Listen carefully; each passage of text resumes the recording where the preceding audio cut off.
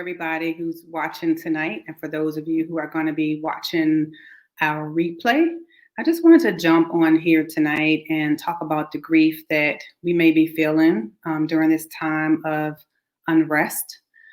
This month, we wanted to talk about forgiveness and just the power in that. However, I heard from so many people who were just feeling frustrated, who are feeling angry, who can't even express how they're feeling. And, they just reached out just for a word of hope and to talk about what we may be feeling during this time. So I just want you to interact tonight, wherever you're watching from. I want you to just share how you are feeling tonight. I just want you to shout out, share how you're feeling. We're just going to have a raw conversation about what's going on right now, again, in the midst of unrest and what we're feeling. So I just want to take some time tonight to kind of just jump on here and to talk about the grief that you may be feeling. Again, we were going to talk about forgiveness. So I want you guys to stay tuned because probably, the next month or so, we'll bring that topic back up. I'm going to be sharing my own personal testimonies regarding the power of forgiveness. But tonight, I do want to talk about the elephant in the room. So if you're watching tonight, shout out, let me know how you're feeling. Let me know where you are watching. And thank you for joining us. So let's address the elephant in the room. So good grief, people might say, right? So you may be asking, what good can come out of this grief that we are experiencing right now? Well, maybe the right people are listening now. So let's talk about grief. What you are seeing, what you are experiencing and feeling is grief. Yes, another blow, right, of loss in the midst of a global pandemic. If you recall, grief is defined as the conflicting feelings caused by the end of or change in a familiar pattern or behavior. So again, tonight, we're going to address the elephant in the room. I've been hearing from so many people talking about how frustrated they feel, how angry they feel from all races. So I just want us to talk tonight. Add your comments. Let me know how you're feeling tonight as we go through this. So where is this grief coming from, everybody, that we're feeling right now? It's coming from a lack of trust, right? So you might say, Lena, a lack of trust in what? So a loss of trust events is experienced by almost everyone, right? And can have a major lifelong negative impact on us. Some are feeling a loss of trust in legislation. Some of us may be feeling a loss of trust in justice. Maybe some of us are feeling a loss of trust in equality. Maybe some of us are feeling a loss of not being heard, feeling like we're not being heard. Maybe some of us are feeling the loss of not being understood. Maybe some of us are feeling the loss of faith and hope and any other relationship. So most of the comments the grievers hear following a loss, again, while intellectually accurate or not, they can be emotionally barren. So recovery is finding new meaning for living without the fear of being hurt again. So how do we begin the recovery process? We begin that through a small, deliberate actions, everybody. But we want to do that for sustainable change. We must be open to listen to the hurt of others without offering comments to justify our position. And I want you to ask yourself, is there anything that you can do to facilitate inclusion while breaking down barriers related to race? And while there is absolutely no one set of concrete steps for creating an inclusive world, there are concrete steps that we all can take. So racial discrimination, disenfranchisement, and the sense of isolation are common concerns of minorities. But if you don't hear, acknowledge, and attempt to understand them, then you can't do anything about it. So how do we begin to have the uncomfortable conversations around what we are experiencing as a nation? What do? There are those who are hurting, frustrated, and angry as they are triggered by events of injustice on a daily basis. They struggle with duality of roles. They struggle with Some of us, we say, do I speak up? Because I may have this role at church, or I have this position at work, or, I own a business. And if I speak up, will it offend this person or that person, right? And then your role as a parent, and you want to represent your children well, and being a parent and a wife and a mother or a friend. So some of us struggle with the duality of roles that we have, and that's real too. So again, I want you guys to comment tonight. Let me know how you're feeling. Let me know what you're feeling. And we're going to just talk through some of this tonight. So many of my white friends, brothers and sisters in Christ, you may be avoiding conversations about race because you fear that you may say the wrong thing. And then many people of color may avoid these conversations out of fear of being seen as a complainer, or always playing the race card, or something even worse. However, acting as if the elephant in the room doesn't exist, it doesn't make it go away. If anything, it will cause events that we are experiencing today. The uncomfortableness will cause silence, and we must keep the conversations and education around this topic alive if we truly want to destroy it. So I'm going to talk through just some simple things. I just have 4 bullets here that I want to share with you tonight.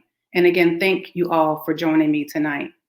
Comment, let me know where you're watching. Again, let me know how you're feeling. You're not going to be judged here on this platform. So the first thing is that we have to do is to not be silent. We can't be silent. When you see bad behavior or discrimination at work, if you're in a store, if you're in a restaurant, you're on the street, you have to say something. You have to address it immediately. Silence is complicity, and we have to have the courage to identify those who choose to exclude and hurt others. Also, acknowledge when you see positive behavior. I always believe that people want to be recognized for the good things that they do. But I also don't believe that they do the things that they do just for acknowledgement. But if someone is doing something positive, recognize it. So for those who have reached out to me personally to say, hey, what can I do as a non-minority? How can I help? I always let them know that I appreciate that, and that's where the healing begins. So don't be silent. The second thing that we need to do is make inclusion a long-term investment. And what do I mean by that? We can sometimes become desensitized to the signs and events that are going on. And when we ask, what can we do as a nice to do, it limits sustainable change. So positive change comes from intentional practice and regular discussions that are informed by and interwoven and presented consistently over time. However, we must take these conversations, we have to make them routine, everybody, for extended periods of time. Only then will we begin to see change. So sometimes even at work, right, they have classes on inclusion and unconscious biases. And, we have these classes and it's almost like a check the box thing. And then nothing happens for a while until a negative event happens, and then we start talking about it again. So what else do we need to do? We have to listen with the intent of being color cognizant rather than being color blind.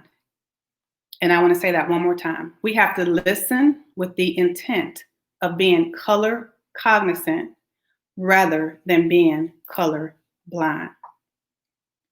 Responding, non-defensively, being open to learning, and self-reflecting about how personal and social identities can influence these interactions.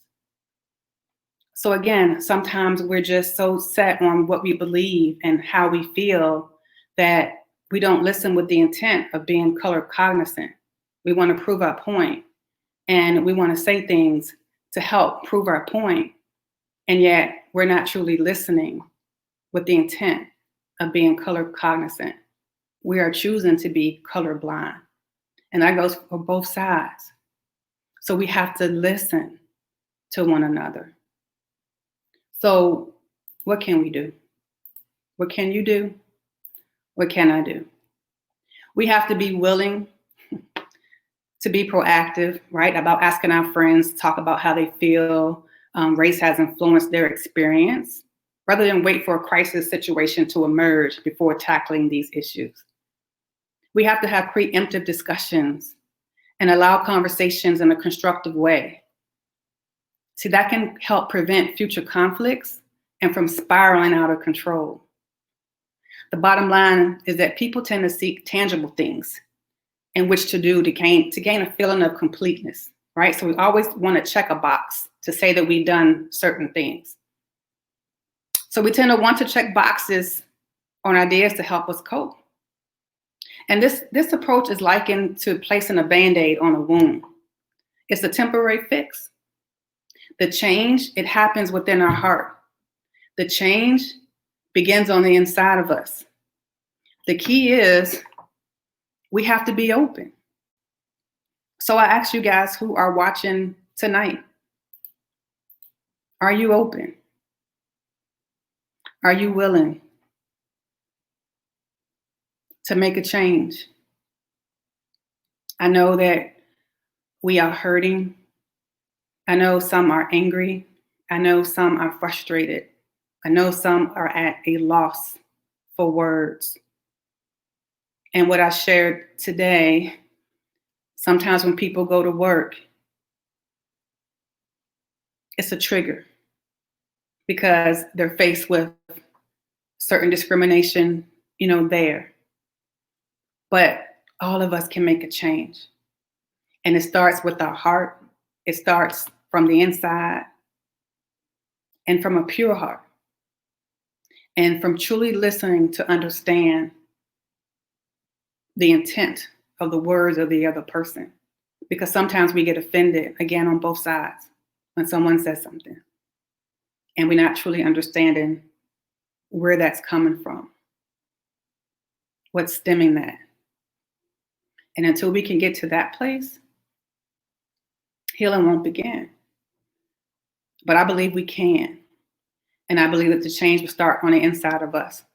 So again, I just wanted to jump on here tonight to just bring some hope, to bring some love, to bring some encouragement, to let you guys know what you're feeling. Thank you, Diamond. I appreciate you. To let you know what you're feeling, again, is real.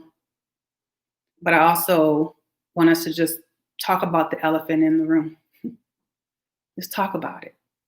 Stop being frustrated about it. And let's just have open dialogue, open conversation, about it. Because that's how change is going to take place.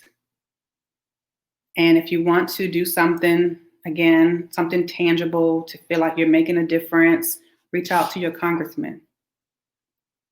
Talk to your legislators to make a difference.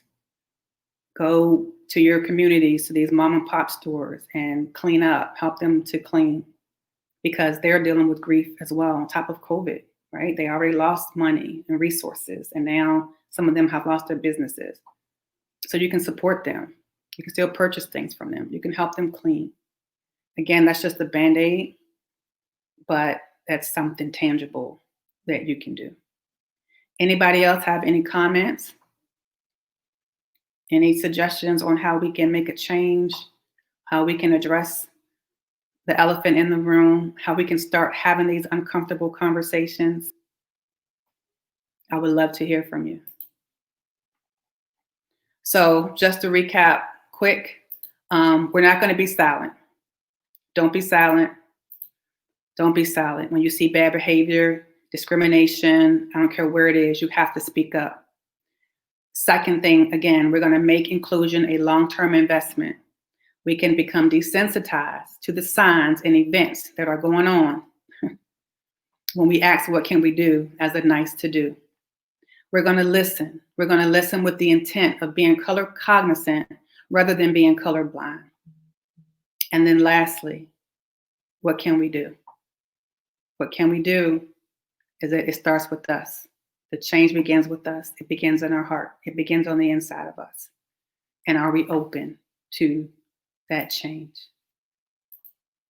Dr. Jackie, I see something here from you. Let's see here.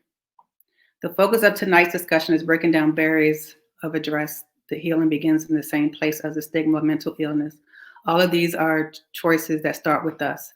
To be proactive and to have critical conversations to have permanent change. Don't be silent. Bring your voice into the room. The power of the tongue. Make inclusion a long-term investment. We must think about the world we want to leave for our children. Listen with the intent of being color cognizant. Yes, ma'am. You got it. Yes, ma'am. Thank you.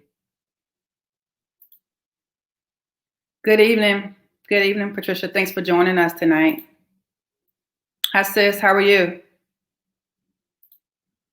How are you guys feeling? I really hope that this was helpful. Again, let me know if this was helpful. I had to shift a little bit tonight. This month was going to be on forgiveness, and I think we still can do that. But I just had to shift because there were so many heavy hearts tonight. People just felt heavy and frustrated at work, and they asked if I can just hop on here and just give some tips on how we can start the conversations, how we can get through this, and again, on both sides. So I just wanted to hop on to help everyone out, to give you some encouragement. If someone else is on here and you have some encouraging words, please share before we pop off. If there's anything that I missed tonight, it's open forum. Let's share, because it's all about healing tonight. It's all about healing tonight.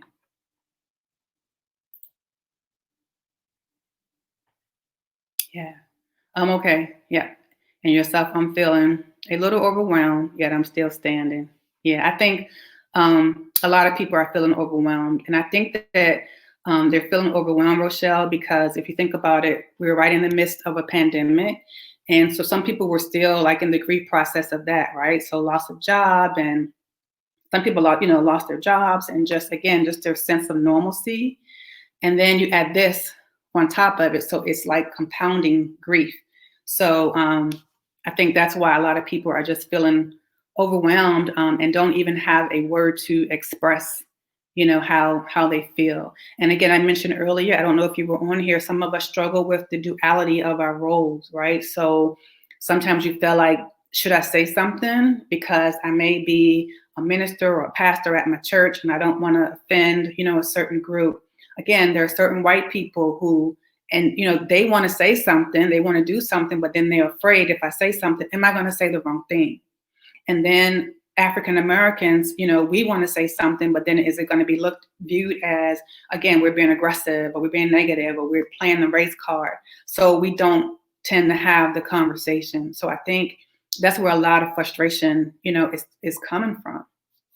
And then if you are a parent of a minority child, just the different conversations that you have to have with them, right? So sometimes people, they just don't understand like where the frustration and the hurt is coming from, but it's just, again, it's kind of compounded, so I think that's where some of that is coming from. So thank you for sharing how you feel. Yeah, emotionally burnt out. Yes, ma'am, Patricia, I heard that today as well. And some people have just said that they feel tired. They just feel tired. And I can understand that too.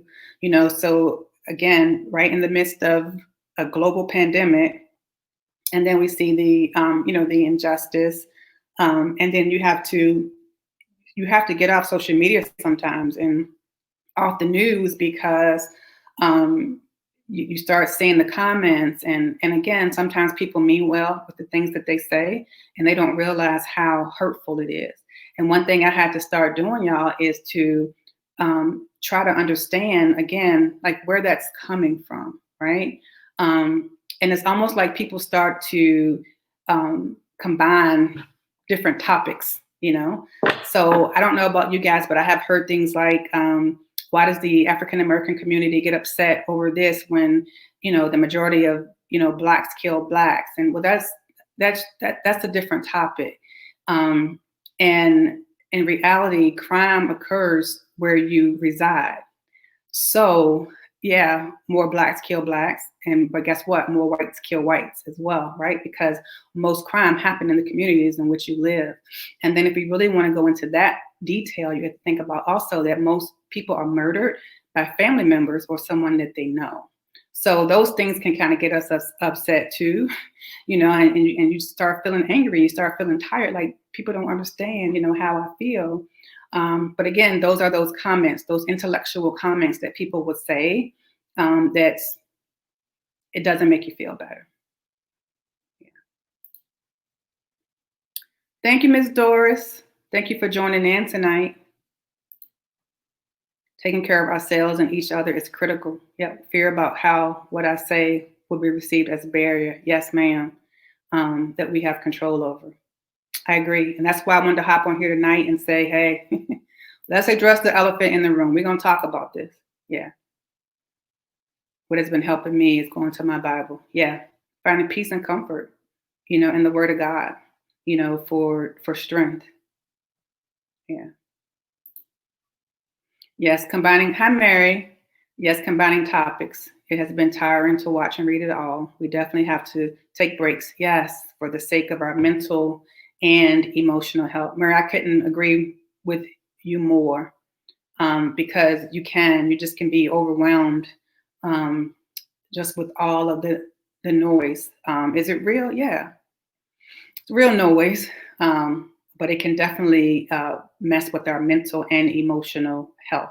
And that's when we start feeling drained. That's when we start feeling angry. That's when we start feeling like you just don't know what to do. So I just encourage all of you guys to definitely take mental breaks. Mental breaks are important. I think it's important to voice your opinion about the situation without feeling concerned about judgment from others. Doris, I agree. I agree. And that's when I was talking about earlier, how we have to listen to be color cognizant, right? Instead of being color blind. Because I think, we just get so, we get defensive, right? And we want to defend our position instead of listening to each other, like to fully understand, what's driving certain behaviors or what drove a certain comment, or why do people feel a certain type of way. And we stop talking sometimes because we do feel like you're going to be judged. Yeah. Whoa, you guys are on it tonight. I love it. It has become hard to even look at my boys without crying. Oh, Mary. Yes. Yeah. Yeah. And I think it's hard too. And one thing that I shared with someone today, I was talking to one of the leaders at my job.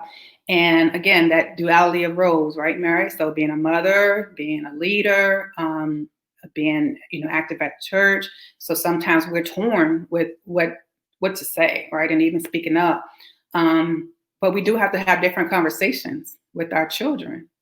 And my son asked me the other day, my 21-year-old, he asked us, what can I do to stay safe? And for the first time, I didn't know what to say to him. I do pray over them. I plead the blood of Jesus over them when they leave the house. I thank God for protecting them. But Mary, I didn't know what else to say. Because normally I would say, if you have a do-rag on your head, take it off. Turn your music down, put your hands on the steering wheel, turn your cell phone on and record it, right? Get eye contact. You say all those things, but then when they feel like that doesn't matter, like, how do I stay protected? Yeah, so some of us are feeling some of that, as well. I'm hearing a lot that people, hi, Kim. I'm hearing a lot that people are sick and tired of being sick and tired. Yes. Yeah. Yeah, some people are. Yeah, they're sick and tired of being sick and tired, Kim. And I have definitely, I've heard that, as well.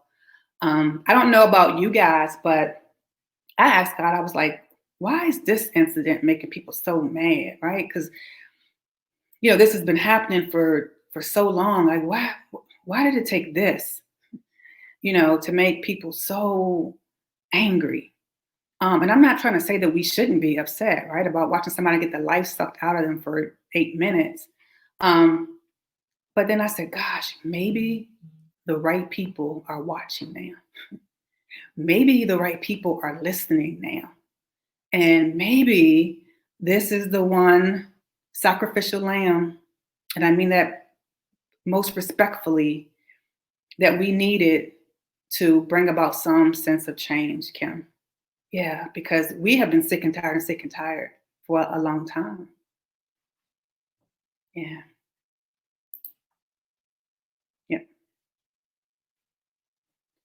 Okay, we have something here from Diamond. As a young person growing up, we barely learned about our history, and now seeing that history is really repeating itself is very disheartening. Yes, ma'am. Yes, ma'am. And you know what, Diamond? Is interesting because some young people will still say that they don't believe like some of the history happened. I was talking to our vice president on yesterday of our company, and she said, because of course they don't teach a lot of, African American history anymore. So a lot of the young children they don't believe that it happened. And even for my son, I think he feels the same way that you do now, because he was like, wow, like this is the first time I've seen him want to protest and, want laws changed. I just don't think that he really understood, the history until now. And I know it's disheartening, and I'm glad that everybody's sharing. This is a safe place tonight, okay? And I'm glad everybody is sharing, how they feel.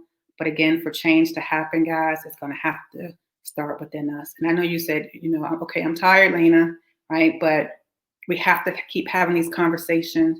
We have to hold people accountable. We have to call out bad behavior when we see it. And we have to be the change. It has to start with us, within our hearts. Yes, this is the first time in a while I didn't know what to say. Yes. It took me a minute this morning to put my words together. I didn't even talk to my team until I think 2 o'clock, because it took me that much time to type up my feelings. Doris said, that's it. Yeah. Yeah. Um, yes, ma'am, Dr. Jackie. Thank you so much. Thank you so much. And I just always just appreciate your support. Dr. Jackie, she's a coach, and just a brilliant woman of God. I hope you guys heard her on last week, just talking about the stigma around mental health. So it's always great when I see her pop on, and support. And you too, Miss Patricia. Yes, we do, Miss. Yeah, it starts with us. Yeah, it starts with us, but we have to be open, to listen. And what I don't want to happen is that we get so sick and tired that we stop, listening to what other races have to say. And again, I was hoping that we had some white sisters and brothers join us tonight, because I would really like to hear their perspective, as well. Because again, I do believe that there are plenty of white people out there who want to speak up, and they just don't know what to say. I truly believe that they don't know what to say because they are afraid that, they're going to offend. They're going to offend one way or the other. Yep, yep, yep. Let's see. You guys are. I love it. I love it tonight. I love it. I love it. I love it. Yep. You feel what you feel, and that's okay. I always say that, Doris. I like that comment. I had to go back to that because we do. We do feel what we feel, and we have to be okay with it. All right. Any other comments, words of encouragement that you want to share tonight? I thank you guys for watching tonight, for being my guests, and just being open to sharing your hearts. And again, I hope what was shared today, was helpful for you. I hope that it starts the healing process. We have a long way to go, but it's going to take some small intentional steps. And this is just one platform that we can use to just get the conversations going. And again, if there are other topics that you want to talk, around this, any other subjects around this topic, please reach out and let me know. You guys know I don't mind hopping on here and talking. Another comment. I'm also hearing that this repression has been held in for years from wrongful abuse, and this is the straw that broke the camel's back. Yeah, I do agree with that, Kim. I think that a lot of times we suppress something, suppress a lot of things, and then again, that one thing that happens, right? Um, People just lose it, and we talk a lot about hurt people, hurting people. So a lot of what we're seeing is people who are hurt. And again, like I said, it goes beyond what we're seeing as far as the videos and just the injustice, because some of us go to work and we still see injustice, right? And we still feel that. So that's a trigger. And I won't take credit for this comment, and I don't see Cassandra on here tonight, but we were talking the other night and she said this, and I thought it was powerful, guys. She said, I know this is COVID-19, but I feel like we have to wear a mask every day. And I said, wow. So just having the conversations around that, because how many times do we have to look in the mirror? Like even for me with my hair, right? I have to look in the mirror and say, is this too epic? I have to watch how I talk with my hands so that it's not perceived as being aggressive. I have to be cautious when I'm excited about or passionate about a topic, right? So I'm not considered to be an angry Black woman. So this is why I want to have these conversations so we can talk about it. And so you're right, Kim. It's not just the one thing; it's the things that we constantly see, on a daily basis, and the things that we have to do. But I like when she said that sometimes it seems like we have to wear a mask every day, right? So even with Mary earlier talking about to our children differently than other people have to talk to their children about when they drive. So yeah. You're welcome, Diamond. Thank you for joining. Again, just a powerful young woman of God. I just love to see what God is doing through you. You're just always so supportive. So again, I just know when your personal ministry take off, what God has birthed on the inside of you, you have a lot to reap, young lady. You have a lot of reaping, and you're just so wise beyond your years. And I know that's God downloading some things in you. It's hard not to feel hatred. I joined 2 protests yesterday, and I must say it softened me a little because mostly was white, and it made me feel a little better to see them. Yeah. And that's why we have to acknowledge Rochelle too. So like when we see, so again, when someone reach out to me, like my white friends and brothers and sisters in Christ, I thank them. And again, I know they're not doing it like for a pat on the back, but I just say, gosh, thank you for standing up. Thank you for, for being a voice. And I try to focus on that versus the ones who say, all lives matter. Of course, all lives matter, right? But again, you're not listening to be color cognizant, right? You're listening to defend your position. And I totally understand that. But if we focus on those individuals, that's how the hatred starts to come in our hearts. But I'm telling you, there are more white people out here that are for the cause, that are fighting for injustice, for men who are incarcerated that shouldn't be, jailed. To see the cops out there kneeling, oh my gosh, that brought so much joy to my heart. So what I would ask you is to hold on to those things. Hold on to those things so that you don't allow, the bitterness. We can get angry. There's no sin in being angry. There's no sin in being angry, but it's just how we channel that anger is where we have to be careful. So I just want to say that too, because again, this is not a judgment zone tonight, and we can be angry. It's an emotion, and it's true, but we got to be careful about how we channel that emotion. Yes, Cassandra was definitely right with that statement. Stand up for us, yet I feel it still isn't enough. Yeah. Sometimes it feels like it's not enough, but sometimes it's just the slow, deliberate steps that we have to take. So we just have to be patient. So like what we're doing tonight, just slow, deliberate steps to get us there. Why is it that this time has the magnitude that it does? That is a great question.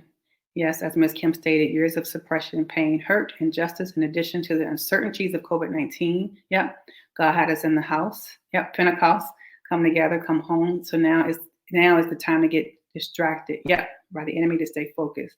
As Ms. Patricia stated, stay in the Word. Yes, we have to. We have to stay We have to stay in the Word. Yeah. Yeah. But I also believe too, Dr. Jackie, don't you, like, that question that I asked, like, why now, right? All the anger. And I just believe in my heart that the right person saw it. The right person or the right people now are listening. I don't know about you guys, but I have never had so many people of different races reach out to me and just to ask, what can I do? What can I do? So that brings me, just so much joy to my heart, just to have them reach out, and to say that. So you're right. We can't get distracted. We can't get distracted. We cannot get distracted because we have work to do. We all have assignments to do. So we cannot get distracted. Thank you, Diamond. Receive it, girl. It's coming your way. You're welcome, Kim. I love you so much. Oh, Laverne. Hey, cuz. She is from New York joining us. Hi, sweetheart. How are you? We're just talking about how we're feeling and just promoting healing and encouragement tonight. I love it. Everyone is so active tonight. Amen, Dr. Jackie. Yes, it's not the time to get distracted. We have work to do. Rochelle, don't apologize. No, because you're trying to get things off your chest, and I get it. Nobody's looking at the to make sure it's grammatically correct, sweetheart. We're just sharing our hearts tonight. No need to apologize for that. As a mother and having my son when he was younger harassed by the police on 2 separate times, I truly understand. But my feelings are hurt for what the police did. But it goes so much further than the police. These judges are taken up for the things that the police have done. What happens to the complaints? Yes, they cover up our complaints and never bring it up. One time they made my son come outside. He and his Caucasian friend came out of his friend's house and stand in the snow and ice in his socks. Yeah. So this is where we have to, hi cousin, that's my cousin from Ohio. This is where we have to, Barbara, definitely reach out to our congressmen, because did you guys know that each police precinct, they are independently run? So in order to change legislation, you have to go to the congressman in your state. So that's why we see so much of this inconsistencies, because they are independently run police precincts. So so what happens to the reports, right? They have to be held really to a higher standard than us. They took an oath, right, to protect and serve. And again, let me make it clear, I'm not bashing police officers. We have police officers in our family. Not all of them are bad, right? Not all of them, do these type of things. But for the ones who do, how do we make sure that they don't even get hired? And how do we make sure that when complaints are filed, that some type of corrective action has been taken? So no, I hear you, but you have to fight it locally at your local legislation.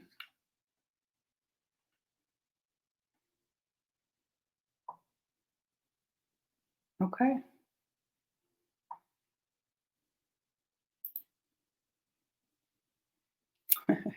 Well, I'm glad you popped on. Thank you. Thank you, guys. Thank you. Oh yeah, I didn't know that either, Patricia, until I read up on it. Because again, I just read like, okay, what can we do? What can we do to make change? So you think about that, over 1,000, different police precincts, and they're all independently run organizations, and we want them to be trained, and we want some consistency, on how they conduct themselves. You have to fight it at your local and state level. Yes. We also tell our youth to get involved and exercise their right to vote. Absolutely. Absolutely. Because you want the right judges, Barbara, right? You want the right judges even in position. So back to your point. So voting. Yeah. Yeah. Woo, you guys have just blessed my heart tonight. With all the feedback and the questions, I said I'm gonna jump on here for 10 minutes and I'm gonna be right off. But um, I love the fact that you are so engaged, sharing your heart. Again, this is how we make change. I don't want our hearts to get hardened, guys. I don't want our hearts to get hardened. But I do want you to know that oh, there's Miss Bev. There you go, Bev. Thank you, sweetheart. Um, Bev has been a friend of mine for years. Gosh, 20 years now. And again, you talk about your white brothers and sisters and your friends that make a difference and listen. She definitely listens to understand. She definitely listens to be color cognizant, instead of being color blind. So, Bev, I love you, and I thank you for that. Um, so, again, guys, we have to continue to have these conversations. We have to address the elephants in the room. And I thank all of you for joining me tonight. Please don't forget the points that we talked about earlier. What I need you to do, as always, share this video, like it, subscribe to our YouTube page. We're going to put it out there as well. This month, we were supposed to be talking about forgiveness. I still may come back and do some things on forgiveness. I just felt like tonight we had to talk about the grief and what's going on during this time of unrest. So we had to shift a little bit, and it's okay because I want to meet the need of the people. So do not let your hearts get hardened. Please don't. And if you need a mental break, get off social media, turn off the news, take mental breaks. If you say, why this time? Again, why not this time, right? Why not this time? Maybe the right people are saying, maybe the right people are listening. Reach out to your congressmen about change and training and hiring the right police officers. Vote.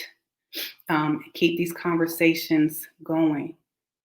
Here we go. Some more comments. Not just voting. We must educate our community when it comes to voting, who they are voting for, get them into politics, and learn to create a desire to one day take those seats occupied by those who don't have views conducive to us. Yes, ma'am. All day. All day.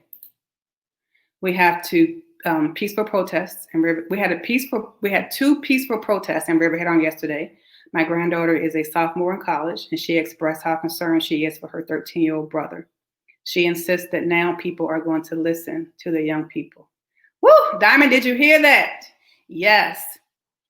The young people, because they are even my 21-year-old, I mean, again, he has never been really active and wanting to, just see some positive change, but he wants to do it in a peaceful manner.